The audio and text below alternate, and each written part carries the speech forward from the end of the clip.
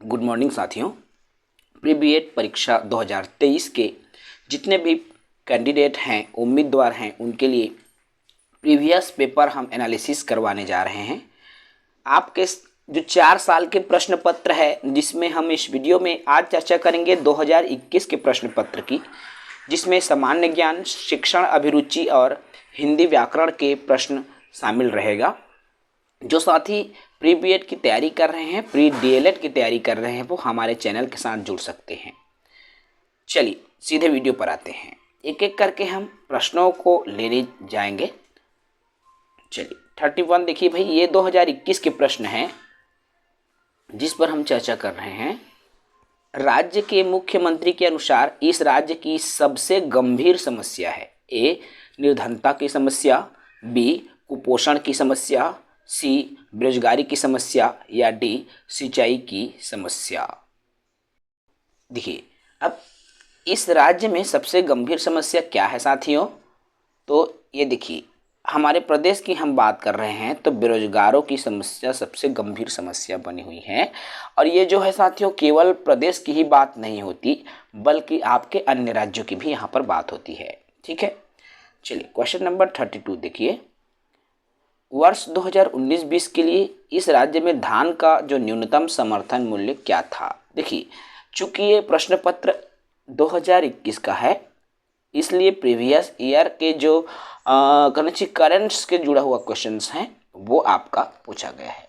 तो यहाँ पर हम बात करें 2019-20 की, तो इसका उत्तर हो जाएगा साथियों 2500 रुपये प्रति कुंटल धान की खरीदी की बात की गई थी। सवाल नंबर 33 है, सूर्य नमस्कार योगाभ्यास में कुल कितने आसन होते हैं? सूर्य नमस्कार जो योगाभ्यास होता है साथियों, उसमें कितने आसन होगा? 12, 10, 8, 7। तो उत्तर हो जाएगा भाई ए, 12 योग अभ्यास होता है।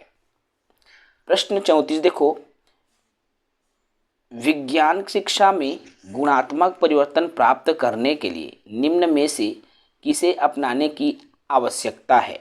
ए, कक्षा में अनुशासन बनाए रखना, बी, पाठ्यपुस्तक को अधिक महत्व देना, सी, खोजबीन कौशल को बढ़ावा देना, या डी, रटने के कौशल को बढ़ावा देना। तो इसका सही उत्तर हो जाएगा साथियों खोजबीन के कौशल को बढ़ावा देना। ठीक है, विज्ञान शिक्षण खोजबीन पर ही आधारित होता है। चलिए अगला सवाल है, सवाल नंबर 35 देखो, किस मिट्टी को रेगुर मिट्टी कहा गया है या कहा जाता है, कहते हैं? तो किस मिट्टी को कहते हैं भाई? लाल, काली, काप या लेटराइट? तो काली मिट्टी को रेगुर मिट्टी कहा जाता है। सवाल नंबर 36 देखो, टीएबी वैक्सीन का उपयोग किसके विरुद्ध किया जाता है?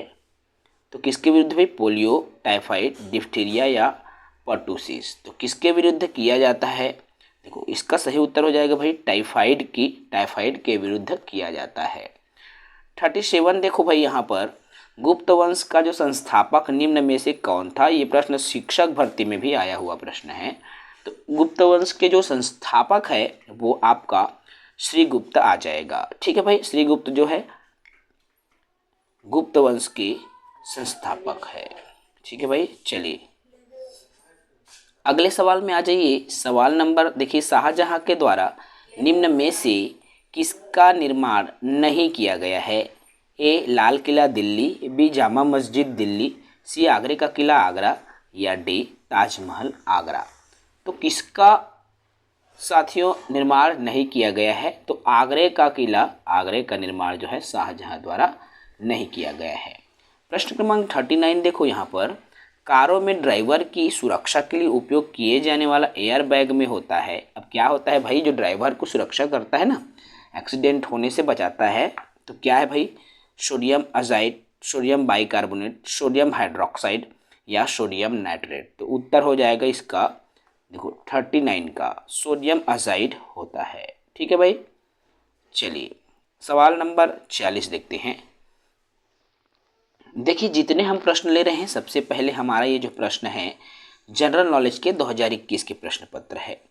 किस आयु में एनईपी 20 के अनुसार बच्चे औपचारिक रूप से शिक्षा आरंभ कर देते हैं? कौन सी आयु वर्ग की यहाँ पर बात की जा रही है साथियों? तो देखिए इनमें से कोई भी आयु वर्ग नहीं है। ठीक है, अगला प्रश्न है प्रश्न 41। देखो भाई, सुभाष चंद्र बोस ने निम्न में से किस राजनीतिक दल की स्थापना की थी? ए समाजवादी दल, बी रिपब्लिकन दल पार्टी, या सी अखिल भारतीय किसान सभा, या डी फॉरवर्ड ब्लॉक। तो क्या हो जाएगा भाई? 41 का आंसर डी आ जाएगा, फॉरवर्ड ब्लॉक। ठीक है, चलिए उसके बाद आता है हमारा क्वेश्चन नंबर 42। ठीक है, ये प्रश्न जो है आपके कूट संकेतन से जुड़ा हुआ प्रश्न है। संसदीय शासन के संदर्भ में क्या सही है उसको आपको बताना है। तो देखिए साथियों, राष्ट्रपति संवैधानिक प्रमुख होता है, सत्य है। ठीक है भाई, मंत्रिमंडल का वास्तविक प्रधान होता है, ये भी सही है। राष्ट्रपति का पद निर्वाचित है, नो। देखो भाई, जितना है मंत्रिपरिषद में सामूहिक उत्तरदायित्व है, ये भी है। और प्रधानमंत्री संसद किसी भी सदन का सदस्य हो सकता है, नहीं। उसके बाद देखिए इसमें आता है प्रधानमंत्री का नित्य हो, इसका सही उत्तर आ जाएगा साथियों, सी आ जाएगा। ठीक है, 42 का। चलिए अगले सवालों की तरफ बढ़ते हैं भाई। सवाल नंबर 43 देखो, वर्ष छत्तीसगढ़ का वर्ष 2020-21 का वार्षिक बजट किसने पेश किया था? तो वार्षिक बजट किसने पेश किया था? मुख्यमंत्री, वित्त मंत्री, योजना मंत्री, या पंचायत मंत्री?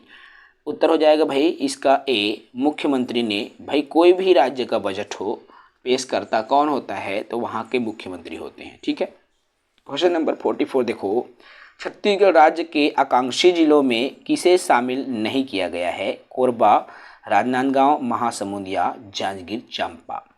तो महत्वाकांक्षी या आकांक्षी जो जिला है, किसको शामिल नहीं किया भाई? राजनांदगांव जिले को शामिल नहीं किया गया है।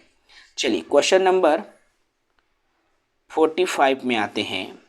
चलिए देखिए साथियों, नई शिक्षा नीति 2020 किस वर्ष तक प्री स्कूल में माध्यमिक स्तर में 100% GER की परिकल्पना करती है? तो किस वर्ष की यहाँ पर बात हो रही है भाई? एक लिमिटेशंस की बात हो रही है, तो इसका सही उत्तर हो जाएगा 2030 तक। समझ रहे हैं, 2030 तक की जो नई परिकल्पना है उसकी बात करती है। 46 देखो, निम्न में से कौन जो है प्रयोजनवादी दर्शन का अनुयायी नहीं है? A William James, B John Dewey, C Pestalozzi, या डी किलपैट्रिक? प्रयोजनवादी दर्शन के अनुयायी नहीं है, तो उत्तर क्या हो जाएगा भाई? सी हो जाएगा आपका, पेस्टोलॉजी। ठीक है, चलिए क्वेश्चन नंबर 47 में आ जाते हैं। देखिए, निम्न में से कौन सा केंद्र शासित राज्य है? आपको केंद्र शासित राज्य बताना है। ए कश्मीर, बी लद्दाख, सी गोवा, या डी सिक्किम? तो केंद्र शासित राज्य कौन सा है भाई? बी, देखिए 47 का बी, लद्दाख। ठीक है, चलिए अगले सवाल में आ जाते हैं। 48 में आ जाइए। देखिए भाई, मैग्नीज का उत्पादन किस राज्य में होता है? ठीक है, मैग्नीज का उत्पादन किस राज्य में सबसे अधिक यहाँ पर पूछा जा रहा है, तो इसका सही उत्तर हो जाएगा भाई, उड़ीसा में सबसे अधिक होता है। ठीक है, चलिए क्वेश्चन नंबर 49, निम्न में से कौन शासकीय कर्मचारी है जो राष्ट्रपति द्वारा नियुक्त किया जाता है? ए नियंत्रक, महालेखा परीक्षक, संघ लोक सेवा आयोग अध्यक्ष, या सर्वोच्च न्यायालय के न्यायाधीश, या उच्च न्यायालय के न्यायाधीश? तो उत्तर क्या होगा भाई? उच्च न्यायालय के जो न्यायाधीश थे हो। लेकिन यहाँ पर आपका कूट संकेतन है, तो ये सभी आ जाएगा भाई। ठीक है, सभी की जो नियुक्ति है कौन करता है? तो राष्ट्रपति करता है। चलिए क्वेश्चन नंबर 50 देखो भाई, यहाँ पर कौन पुनर्नियुक्ति का पात्र नहीं होता? पुनर्नियुक्ति के पात्र कौन नहीं होगा भाई? ए राज्य लोक सेवा आयोग का सदस्य, एक मंत्री जो संसद का सदस्य नहीं है।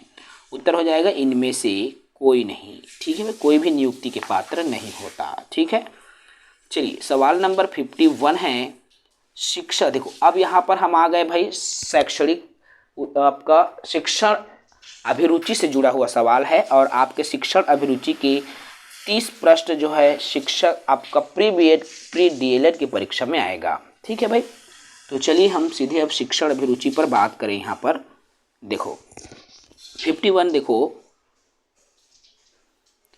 शिक्षा का एक महत्वपूर्ण उद्देश्य जो सामाजिक अनुकूलन से जुड़ा हुआ है वो है, क्या है भाई? वो समाज सेवा, सामाजिक समायोजन की योग्यता का विकास, अच्छा नागरिक बनाना या स्वतंत्र बनाना। तो क्या हो जाएगा इसका सही उत्तर? सामाजिक समायोजन की योग्यता का विकास। ठीक है भाई। चलिए सवाल नंबर अगला है, अनुकूलन का अर्थ है ए स्वयं के साथ समायोजन, बी आवाज़, सी संशोधन। तो इसका देखो, इसका सही उत्तर क्या होगा भाई? पर्यावरण निर्देश में या सीखने की सामग्री में कोई समायोजन जो छात्रों को प्रदर्शन बढ़ाता है। ठीक है। चलिए अगले सवाल में आ जाते हैं। अनुकूलन की योग्यता है, देखो अनुकूलन की योग्यता किस पर आधारित होती है? कक्षा के छात्रों की संख्या पर, वैयक्तिक छात्र पर, सीखने पर या व्यक्तित्व पर। तो किस पर आधारित होती है भाई? वैयक्तिक छात्र। प्रत्येक देखो वैयक्तिक छात्र, यहाँ पर आप जब डीएड या बीएड करोगे साथियों तो इसको आप पढ़ेंगे व्यक्तिगत भिन्नता। ठीक है, उसी से जुड़ा हुआ है। अगला प्रश्न देखिए, क्वेश्चन नंबर 54 में आ जाइए। देखिए साथियों, कॉमनवेल्थ गेम COL जिसको बोलते हैं, कॉमनवेल्थ ऑफ लर्निंग, ठीक है, COL बोलते हैं। तो ये औपचारिक शिक्षा का भारतीय संगठन है, शिक्षक संघ का एक मंच है, दूरवर्ती शिक्षा का अंतर सरकारी संगठन है। तो क्या है भाई ये? देखो इसका सही उत्तर हो जाएगा सी, दूरवर्ती शिक्षा का एक अंतर सरकारी संगठन है। ठीक है। NCT का पूरा नाम, ये तो आप बिल्कुल याद रखें, NCT का पूरा नाम क्या होता है? National council for teachers education. ठीक है भाई, NCT का पूरा नाम राष्ट्रीय शिक्षक शिक्षा परिषद। ठीक है। चलिए क्वेश्चन नंबर 56 पर आते हैं। तो प्रश्न 56 देखो, स्कूल शिक्षा के गुणात्मक सुधार हेतु सरकार की सहायता करने के लिए 1961 में स्थापित किया गया एक स्वायत्त संगठन है। NCERT, NCT, SCERT या NCFTE। तो क्या हो जाएगा भाई? NCERT। ठीक है, ये नेशनल लेवल का है। ठीक है। चलिए सवाल नंबर 57 में आ जाइए। चलिए साथियों 57 है सवाल नंबर। देखो, एक शिक्षक उत्तम परामर्शदाता है यदि वह, अब देखो शिक्षक हमेशा अच्छा एडवाइस देता है बच्चों को, है ना भाई? तो अच्छा एडवाइस देता है, क्यों? क्योंकि वो अच्छा सुनेगा तभी तो अच्छा एडवाइस दे पाएगा। गहन निरीक्षक है, सहानुभूति व संवेदनशील होता है, इसलिए इसका सही उत्तर आ जाएगा ये सभी। ठीक है भाई। चलिए अगले सवाल में आइए। देखो, विश्वविद्यालय अनुदान आयोग की स्थापना किस अधिनियम के अधीन हुई है? तो इसका सही उत्तर हो जाएगा भाई विश्वविद्यालय अनुदान आयोग 1956, याद रखेंगे, मोस्ट इम्पोर्टेंट है। ठीक है भाई। चलिए ओके, अगला सवाल है सवाल नंबर 59।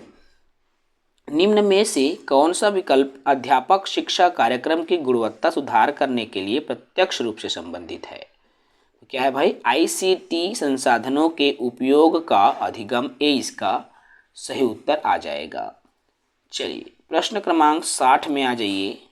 देखिए भाई, शिक्षा के क्षेत्र में सर्वाधिक महत्वपूर्ण तत्व अभिरुचि है, यह विचार किसका है भाई? अभिरुचि की यहाँ पर बात रूसो, मॉन्टेसरी, मैकडूगल या TP नन। तो इसको किसने कहा था? TP नन ने कहा था। ठीक है। अगले सवाल पर आते हैं। सवाल नंबर 61 देखो भाई, शिक्षक जो है छात्रों में स्व अनुशासन की भावना किस प्रकार पैदा कर सकता है? उन्हें कठोर अनुशासन देकर, जिम्मेदारी देकर। देखो इसका सही उत्तर क्या है? उनको अनुशासन में रहने के लाभ बताकर कि बेटा अनुशासन में रहोगे सबके लिए अच्छा माने जाओगे, है ना, अच्छा व्यवहार होगा, अच्छा सदाचार बनोगे। तो इस तरीके से हम उसको क्या कर सकते हैं भाई? उसके लाभ से बच्चे को परिचित करवा सकते हैं। ठीक है। 62 पे आइए साथियों। छात्रों के अनुकूल चरित्र निर्माण में सबसे अधिक महत्वपूर्ण भूमिका किसकी होती है भाई? अब चरित्र निर्माण में किसकी भूमिका सबसे महत्वपूर्ण होगी? तो देखिए, अध्यापक की, स्वयं अध्यापक के आदर्श चरित्र की, देखो सबसे ज़्यादा इम्पोर्टेंट है स्वयं अध्यापक। देखो यदि देखो एक बच्चे के लिए शिक्षक ही उसका रोल मॉडल होता है, समझ रहे हैं। तो भाई जब तक शिक्षक का व्यवहार यदि उचित नहीं है तो बच्चा क्या सीखेगा, है ना, इसलिए भी उत्तर आ जाएगा। चलिए क्वेश्चन नंबर 63 देखो, MOOC का मतलब क्या है। इसका सही उत्तर होगा भाई मॉसिव ओपन ऑनलाइन कोर्स। ठीक है, मॉसिव ओपन ऑनलाइन कोर्स, सी इसका सही उत्तर आ जाएगा। जनरल है, अब जनरल क्या चीज़ है भाई, देखो सूचना देने वाला, मनोरंजन के लिए रखे गए, ए, और बी है आपका पत्रिका। तो एक पत्रिका जो विशेष अध्ययन क्षेत्र में मौलिक अनुसंधान पर केंद्रित है, ये आपका सही उत्तर है भाई डी। ठीक है, चलिए अगले सवाल पर आते हैं। सवाल नंबर है हमारा 75। तो देखो स्कूली शिक्षा के सार्वभौमिकरण के लिए राज्य स्तरीय केंद्रक अभिकरण है। राज्य स्तरीय कौन सा है भाई, आप सभी आई होप जानते भी हैं। तो SCRT होता है ना, SCRT रायपुर में है हमारा। ठीक है, चलिए 76 पर आइए। शिक्षक द्वारा की जाने वाली प्रणाली विश्लेषण की प्रक्रिया का एक भाग है। तो किसका भाग है भाई, नियोजन संबंधी कार्य का एक भाग है। अगला सवाल देखिए, सेमिनार है। अब सेमिनार क्या है भाई, सेमिनार क्या है, किसी विशेष मुद्दे पर, बी इसका सटीक आंसर हो जाएगा, किसी विशेष मुद्दे पर चर्चा के लिए व्यक्तियों की एक सम्मुख सभा होती है। ठीक है भाई, चलिए 77 के बाद में हम 78 की बात करते हैं यहाँ पर। ठीक है, चलिए 78 की भी यहाँ पर हम बात कर रहे हैं। देखिए साथियों, संकोची विद्यार्थियों में आत्मविश्वास विकसित करने के लिए आप एक अध्यापक के रूप में क्या करोगे। तो ऐसे विषय में कुछ बच्चों को कहने का अवसर देंगे, वो जानते हैं। देखो इसके लिए आपको क्या करना है, जो संकोची बच्चे हैं ना, अर्थात जो जिसको लज्जा आती है बात करने में, शर्म अनुभव करते हैं, शर्म का अनुभव करते हैं, महसूस करते हैं, तो वो उसको आप सामने लाओ, कुछ भी बोलो बेटा, कुछ भी बोलो, कुछ भी बोलने के लिए आप उनको अवसर दो, वो अपने विचार साझा करे, है ना। तो डी इसका सटीक उत्तर हो जाएगा। 79 में आओ। देखो सभी छात्र गृह कार्य करने में अभिरुचि ले सकें, इसके लिए आवश्यक है कि गृह कार्य, देखो सब बच्चे इंटरेस्ट रखे भाई गृह कार्य में। तो इसके लिए छात्रों की योग्यता के आधार पर इसी को व्यक्तिगत या व्यक्तिगत भिन्नता श्रेणी में रखा गया है साथियों। ठीक है, व्यक्तिगत भिन्नता इसी को ही कहा जाता है। प्रत्येक बच्चे को ध्यान में रखना ये बेहद जरूरी है। चलिए प्रश्न 80 देखो क्या है भाई, एक अच्छा शिक्षक क्या कर सकता है।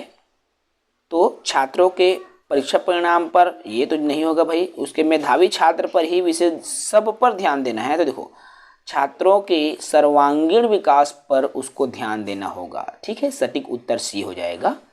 चलिए अभी हिंदी पर बात करते हैं। हम हिंदी के प्रश्न को लेते हैं साथियों। 10 प्रश्न आपके हिंदी में आए हुए थे 2021 में। तो चलिए देखिए क्वेश्चन नंबर 81 पर आइए। निम्न में से विस्मयादि बोधक वाक्य को चिन्हित करना है। देखो भाई विस्मयादि मतलब, विस्मय मतलब यहाँ आश्चर्य की बात की जाती है। ठीक है, तो मैंने देर रात तक पढ़ाई की, नो। ओह तुमने देर रात तक पढ़ाई की, बिल्कुल। यहाँ पे ओह, आ, अरे, ये आश्चर्य, वाह, ये जो शब्द आता है ना वो विस्मयादि बोधक शब्द हैं। ठीक है भाई, तो ये 20 का सटीक उत्तर हो जाएगा। चलिए 83 पे आइए। अब निम्न में से किस वाक्य में खून सूखना मुहावरे का सटीक प्रयोग हुआ है। कौन से वाक्य में खून चूसना मुहावरे का सटीक प्रयोग हुआ है भाई। तो देखो पढ़ो पहले। राजू इतना बीमार पड़ा कि उसका खून सूख गया, उंगली कट गई। और देखो शेर की धारी, वाक्य प्रयोग है साथियों, मुहावरा है। ठीक है, तो शेर की दहाड़ सुनकर उसका खून सूख गया, उत्तर डी आ जाएगा 82 का।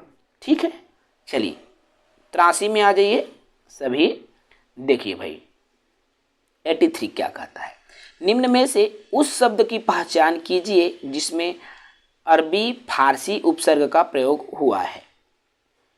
तो भाई अस्थिर विसंगति बदनाम। देखो भाई ये बदनाम बदनाम अरबी फारसी शब्द हैं, आप जब भी यूज करते हो देख लेना आप, बदनाम, है ना। सी इसका सही उत्तर आ जाएगा। 84 में आओ, निम्न में से देशज शब्द को पहचानिए।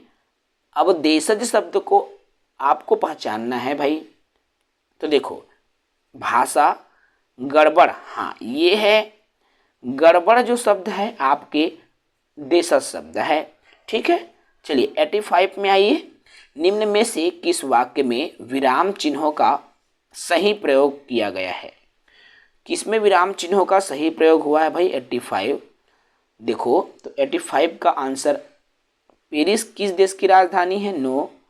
देखिए शाबाश, तुमने अपनी साला का गौरव बढ़ाया है, ये है बिल्कुल सही उत्तर सी, ठीक है भाई 85 का। चलिए 86 में आ जाते हैं, प्रश्न क्रमांक 86 है, देखो भाई निम्न में से शुद्ध वाक्य का चयन करना है, मेरे सामानों का ध्यान रखिएगा। 86 में अब भी है, गर्मियों में मैं मेरे मामा के घर जाऊंगा, सी है मुझे घर नहीं जाना है। देखो भाई सबसे सटीक उत्तर मुझे घर नहीं जाना है, सी आ जाएगा। सामानों नहीं, यहाँ पर सामान ही का मतलब होता है बहुत सारे, जब सामान आ जाते हैं ना वस्तुएं, तब वही तो सामान बन जाता भाई, सामानों कहाँ, सामान खुद एक बहुवचन में भी उपयोग होता है, समझ रहे हो, तो सामानों पर ये नहीं होगा, ठीक है भाई। चलिए 87 पर आइए, देखिए निम्नांकित में से कौन सा शब्द अंबर में निहित अर्थ को व्यक्त नहीं करता। अंबर में निहित, अंबर मतलब क्या होता है भाई, आकाश होता है ना, वस्त्र भी अंबर को कहा जाता है, ठीक है।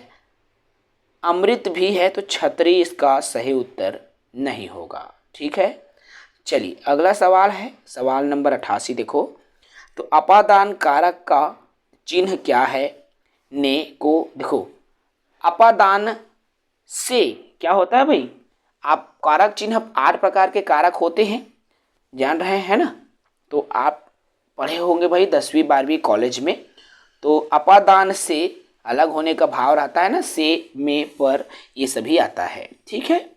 चलिए 89 में आइए, देखिए भाई आगे नाथ न पीछे पगहा लोकोक्ति का सही अर्थ बताना है। तो आगे नाथ न पीछे पगहा, ईश्वर के आगे प्रार्थना करने से मुक्ति मिलती है, रस्सी तोड़कर पीछे भाग जाना, किसी के आगे पीछे न होना, या किसी तरह की जिम्मेदारी न होना, ये उत्तर हो जाएगा भाई डी, बिल्कुल उसमें जिम्मेदारी का जो अभाव होना, ये इसका सही लोकोक्ति हो जाएगा। चलिए आज की इस क्लास में, इस वीडियो में अंतिम प्रश्न है, ठीक है। देखो भाई निम्न में से श्रवण कौशल से के उद्देश्य को चिन्हांकित कीजिए। अब बच्चों में श्रवण कौशल कैसे विकसित हो रहा है, तो देखो भाई वक्ता के मनोभाव को समझना सही है, अर्थ ग्रहण करना भी सही है, लोकोक्ति मुहावरों को अर्थ समझ सकना, ये भी, तो बिल्कुल इसका सही उत्तर हो जाएगा भाई डी, ठीक है, डी सही उत्तर हो जाएगा। तो साथियों ये प्रश्न पत्र जो है 2021 का था, जिसको मैंने इस वीडियो के माध्यम से एनालाइज करवाया है। इसमें हमने देखा है जनरल नॉलेज के आपके 20 प्रश्न था, शिक्षण अभिरुचि के 30 प्रश्न और आपके हिंदी के 10 प्रश्न, इस तरह से कुल 60 प्रश्नों का समावेश इस वीडियो में रखा गया था। अगले वीडियो में हम फिर एक नए प्रीवियस ईयर के प्रश्न पत्रों के साथ चर्चा करेंगे। तब तक के लिए इजाज़त दीजिए। जो साथी नए होंगे हमारे YouTube चैनल को सब्सक्राइब कर लेंगे। जय हिंद, वंदे मातरम।